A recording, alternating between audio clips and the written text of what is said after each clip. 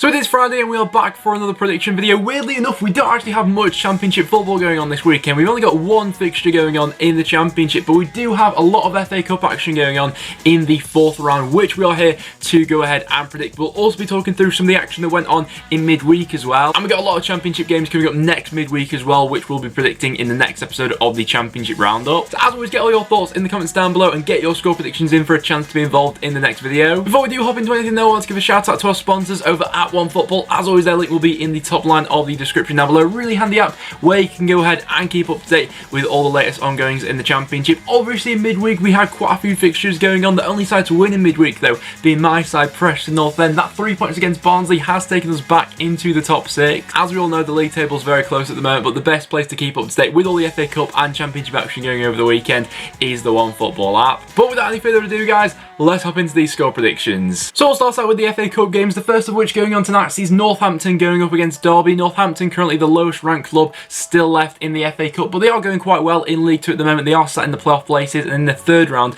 they did knock out Burton Albion, who of course are in the league above. They'll be taking the next step now though, going up against Derby, who it's not been a great season for them, but there has definitely been an upturn in form for Derby. They're unbeaten in their last 6 games now. They've been scoring a few more goals as well. Obviously they did beat Crystal Palace away in the FA Cup in the third round to advance to this round as well, and Derby put out a fairly strong team for that one as well, so I'm interested to see what Philip Koku decides to do for this one. Obviously not going up against a side like Crystal Palace in the Premier League, but an FA Cup run could be a decent distraction for Derby and could start to generate a little bit more momentum for them going into the tail end of the season. Derby do have quite a few injuries coming into this one, of course, so rotation may be key, but Derby in the league lately seemingly have struck the right balance between experience and youth. They're blooding in quite a few youngsters into the squad over the last few weeks, some of which I'm really excited to see how they get on. But for this one, I think I probably am edging towards Derby. I'm going to go for a 2-1 away victory for that game. I think they'll just about have enough to see them off. And the second FA Cup fixture we got going on tonight sees an old Championship tie between QPR and Sheffield Wednesday. The FA Cup probably came at a good time with Wednesday after that horror show last time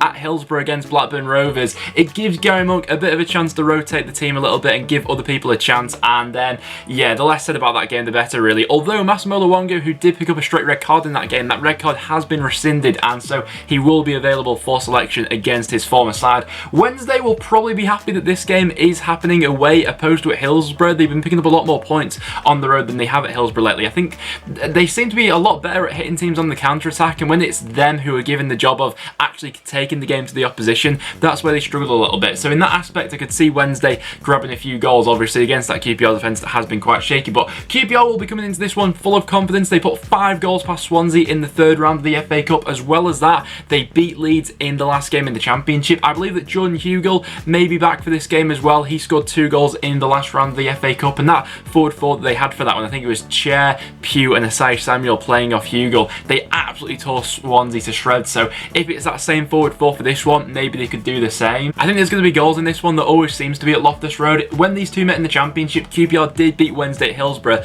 Jordan Hugill scoring twice in that one, and for this one, I'm going to go 3-2 QPR, I think they may just edge it. Moving into Saturday's FA Cup games, we then see Brentford going up against Leicester, a fascinating battle between these two, and if it was both sides' first 11s going up against each other, probably the game of the weekend, although I have the feeling that both managers are going to make rotations for this one. Obviously Leicester were in action in midweek after going on a bit of a dodgy run in the Premier League, losing against Southampton and then Burnley. They did bounce back with a 4-1 victory over West Ham, Vardy going off injured in that one, but going to Griffin Park, it would be such a good game if both sides put out their full starting 11s. But in the last round of the FA Cup, I think Brentford made about 10 changes in that game they had against Stoke. They did beat them by 1-0, but up against Leicester is going to be a different challenge. Leicester did also make rotations for their game they had against Wigan in the last round, but even with them making rotations, it was still a very strong squad. I think that Harvey Barnes was playing through the middle. All Championship fans will know just how lethal he can be after his successful loan spell at West Brom. So if it was the strongest sides going up against each other, I think that Brentford may be able to actually do Leicester, obviously with them having that extra rest in there as well. But I think that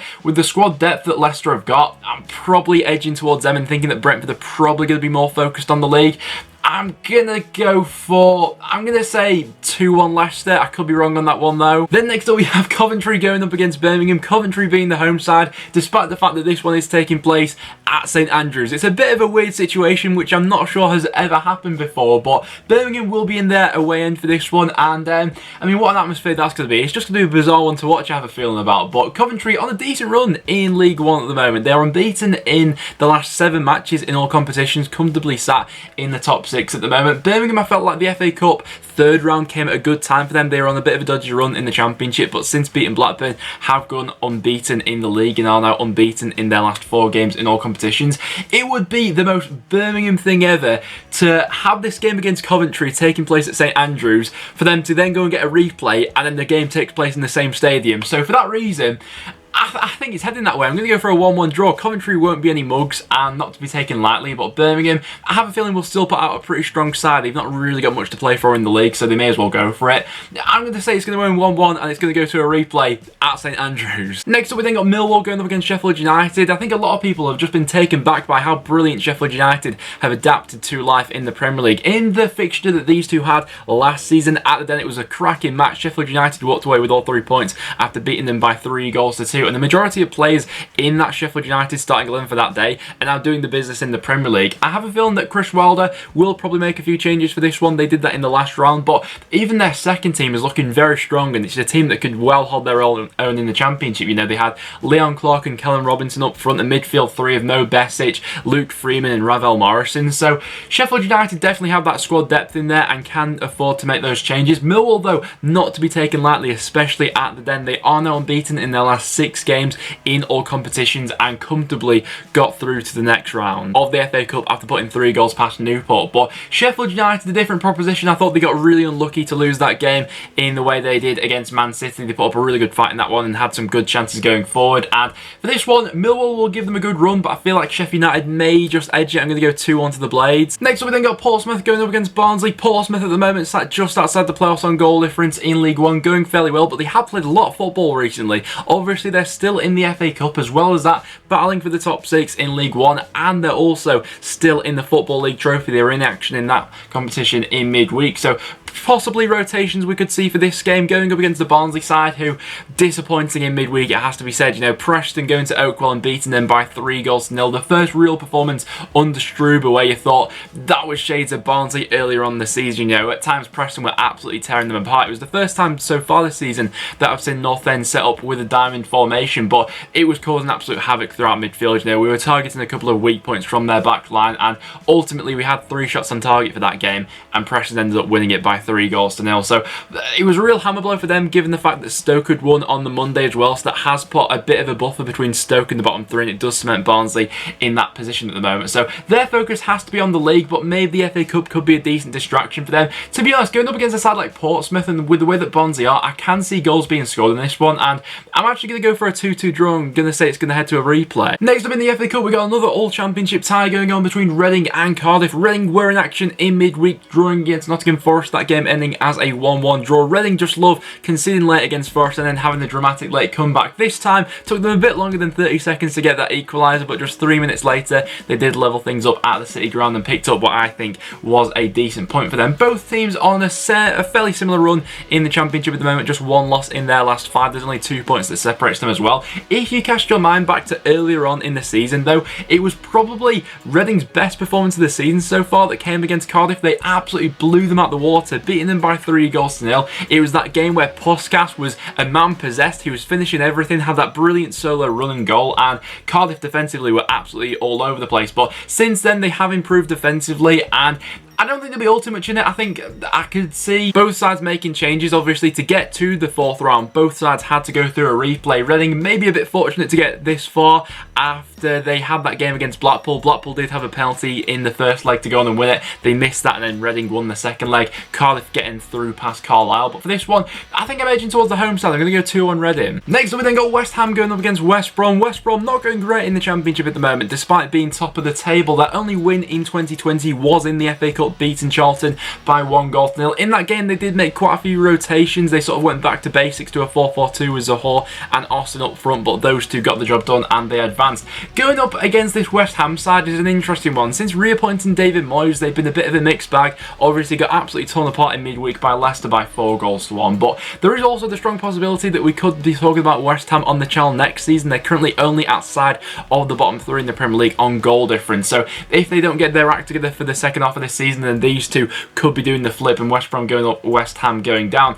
In terms of West Brom, I think the game they had on Monday against Stoke, a lot of people, myself included, sort of saw that game as, alright, they'll probably get back on track for this game against Stoke and then they'll go on and kick on from there. That wasn't the case. It was another fairly poor showing from West Brom, and some sort of sparks been missing from that side lately. I don't know if it'll take someone coming in January to make that real impact for them, but they're lacking that same tempo and flair they were playing with at the start of the season. But going up against this West Ham side who aren't on a great run themselves either at the moment, I'm going to say this one's going to end as a 2-2 draw and go to a replay. Then next up we got Hull going up against Chelsea. Chelsea in the last round did manage to get past Nottingham Forest. They did make changes for that game, but still a strong Chelsea side. And going up against Hull, who their last win actually was in the FA Cup since that game, and they beat Rotherham. They've had a bit of a dodgy run, losing both their games in the Championship by 1-0. That game against Rotherham though, what an unbelievable performance from Tom Eaves, the hat-trick hero, coming in clutch in the last minute to get them into the next round. And I actually think this one will be a really interesting battle. Obviously the speculation continues to go around starman Jared Bowen at the moment, whether he'll stay or go, you know, whether he'll stay out the rest of the season with Hull or not, it's yet to be seen. But you'd imagine if he's in the squad for this one, gets a goal against Chelsea, that will really put him in the shop window. But even so, I'd imagine Chelsea will put out a fairly young squad like they have done for the majority of the season so far, but Lampard will probably rotate, and that then leaves the door open for Hull to come in, who I'd imagine maybe playing a fairly strong squad. I think they'll probably play a 3 off Tom Eaves, who will look to cause some problems for that Chelsea defence with his physicality. Although Hull do have quite a few injury doubts coming in, especially in their back line, and for that reason I think I probably am swaying towards Chelsea with their history in the FA Cup as well. I think that Lampard will want to go quite far in this competition, so I'll just edge Chelsea for a 2-1, but it should be a good atmosphere at the K-Car. And then there's the last game going on this weekend involving a Championship side in the FA Cup. Sees Man City going up against Fulham on Sunday. Now Fulham have been on a decent run lately since their FA Cup win against Aston Villa in the 3rd round, sent them through to the 4th round. Fulham have actually been playing some really good football. I thought they got maybe a little bit unlucky not to get all 3 points from the game they had in midweek as well, a 0-0 draw against Charlton, which they'll probably see that as points dropped considering some of the chances they had. Bobby Reid, a couple of really decent chances fell to him, but they just couldn't quite get that goal.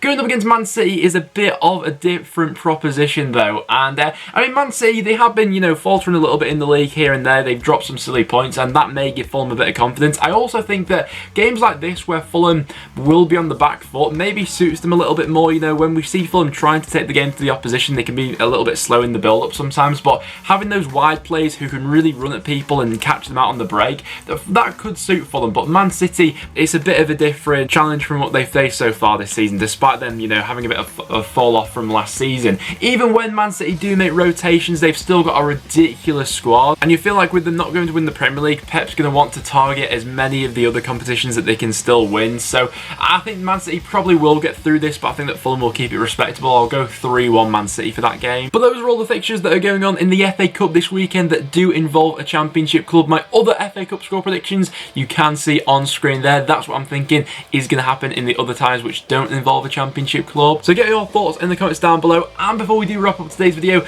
let's get into the one Championship game which is taking place this weekend. So that only game in the Championship this weekend sees Stoke going up against Swansea, and to be honest, it's not an easy one to predict, with Stoke obviously picking up that unbelievable result on Monday night, beating West Brom at the Hawthorns. It gives them a bit of a buffer between themselves and the bottom 3, and with Barnsley not playing this weekend, it gives Stoke a chance to really put some breathing space between them and Barnsley. And obviously if they do get 3 points, that'll be a massive thing for them going forward. They're also on a fantastic run at the moment, and the thing I'd say about Stoke, looking back on their recent form, and since O'Neill's come in really, they've been winning games and picking up points in different ways. You know, they've been grinding out some results results. Some games they've been playing well on the counter-attack. Other games we've seen them scoring late goals, and there seems to be a bit more of a togetherness about them, and there is still that quality in the squad. You know, we saw that with the goal they scored against West Brom. Brilliant ball from Powell into Tom Hinton, then him into Campbell, and it was a brilliant finish. They are going up against this Swansea side though, who have just got back into form. They are currently sat just outside of the playoffs. North End managed to knock them out of the top 6 with their win in midweek, but if Swansea do win,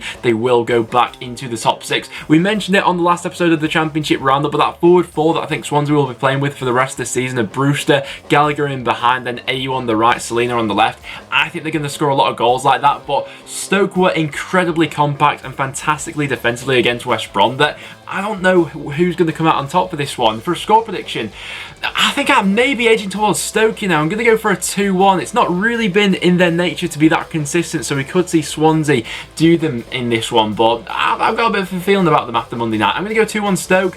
Let's see what happens in that one. I could be wrong. But guys, there you have it. That will now wrap it up for today's video. So obviously not every team is in action this weekend, but we will have my prediction video coming out on Monday for what I think is going to happen in the midweek fixtures going on in the Championship, where we have the majority of sides facing each other. But apart from that, guys, that will now wrap it up for today's video. So make sure you do get your thoughts and score predictions in the comments down below for a chance to be involved in the next video. But apart from that, thanks very much for watching. If you did enjoy, make sure you do leave a like and do subscribe for a bit of regular Championship content. But apart from that, thanks very much for watching, and I'll see you all in the next one.